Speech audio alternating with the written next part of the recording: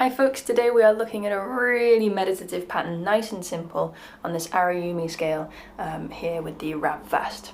It's going to look like this.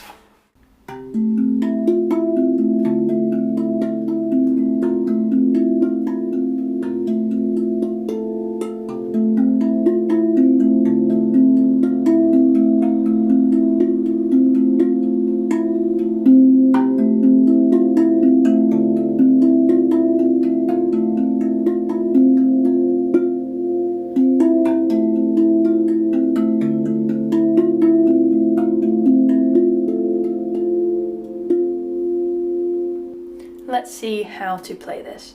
So first of all, this is a real invitation to you to really lean into dynamics. What I would love to hear is to get these bass tones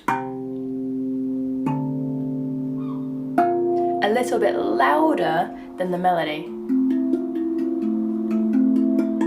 Because this melody is quite quick, it's quite fast, and as you know, if you're playing a RAV, the RAV is very, very open and sustainy, very warm, there's a lot of sound happening. So if we were to play all of these at a super high volume, it can start to get very overwhelming very quickly. So we want to try and keep those nice and gentle, while trying to let the bass lines really punch through. That's the real challenge in this video here today. So first of all, let's look at the bass line. It's very, very simple. I'm just moving between 3 notes. You can change your 3 notes if you don't like the sound of mine, or if you've got a different scale. It's entirely up to you. I'm starting with the note in front of me. Then I'm moving over to the left. And then I'm moving in for the ding. If you're playing along with a handpan, you might want to do this a little bit differently. You might want to stick to just the notes instead of moving to the ding. Or if you're playing a scale like a kurd or a Celtic, that also might feel like a bit of a jump. So it might be worth sticking to, just to some notes on the bottom. Here in this case though, the ding fits really nicely, or rather, sorry, the center tone fits really nicely in with the scale. So I'm moving to that center tone. So it is just 1 and 2 and 3 and 4 and 1 and 2 and 3 and 4 and 1 and 2, and then we play this one again, 1 and 2, and so that happens twice here for an overall count of 4 times around, like this: 1 and 2 and 3 and 4 and 2 and 2 and 3 and 4 and 3 and 2 and 4 and 4 and 2 and 3 and 4 and 1 and 4.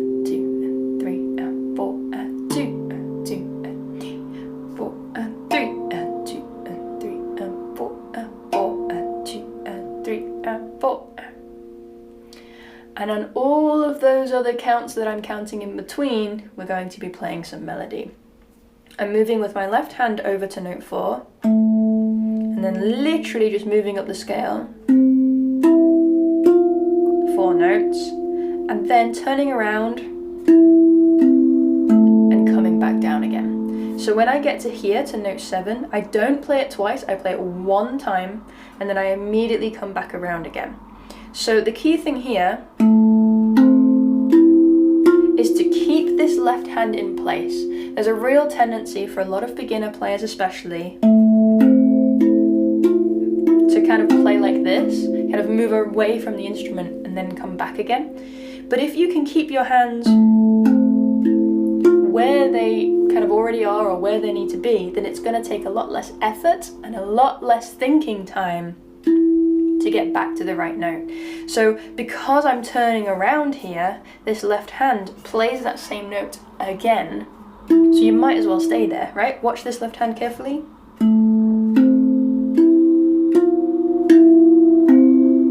Right, it plays again. Same when we come back to this melody. It's the same melody every time around. So again, I might as well keep my left hand there ready, right?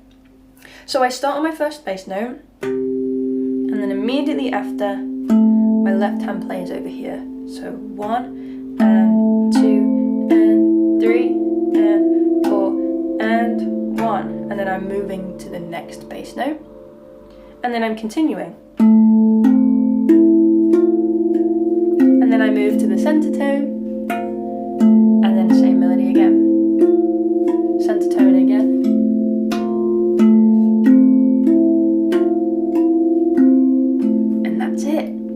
So you'll see that my right hand is doing a lot of moving around, but my left is literally just moving between these two notes. It's got a nice easy job there. So that was with keeping the dynamics all the same. What if I really pull that back and really breathe some life into that by kind of bringing the volume down, trying to bring the volume of the bass line that little bit higher, and just giving it a bit more depth, a bit more movement. See what that sounds like.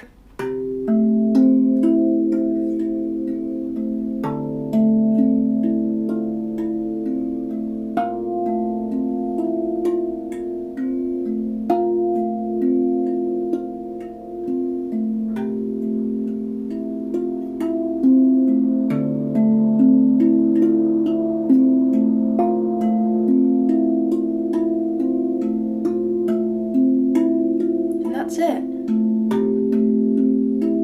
Playing nice and gentle to really let the RAV speak. You're not trying to force it to do anything, you're just letting it breathe. One extra thing that I like to add though is a little moment of improvisation, a little moment of freedom on that fourth time around.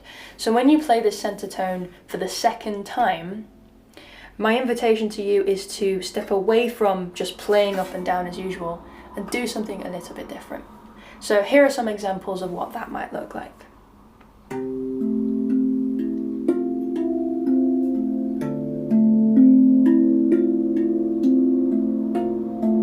Here it comes.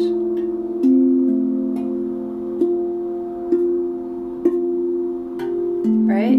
Something completely different while keeping in time. 2, 3, and 4, and 1, and 2, and 3. Here it comes. 1, and 2, and 3, and 4, and 1, and 2, and 3, and 4. 1, and 2, and 3, and 4. 1, and 2, and 3, and 1, and 2, and 3, and 4, and 1, and 2, and 3. Don't worry if you go wrong.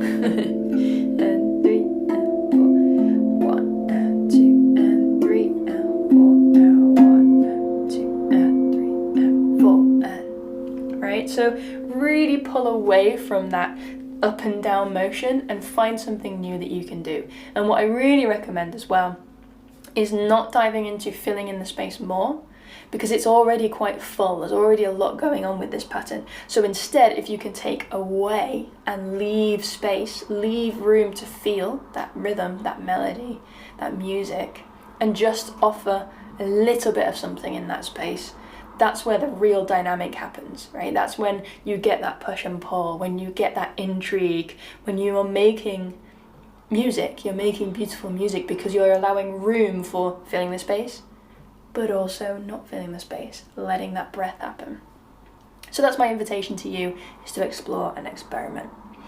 As you get better at that, as you are ready to move on, I recommend following another pattern here, and otherwise I will see you in another video. Thank you so much for watching. I really appreciate your support, and I'll see you very soon.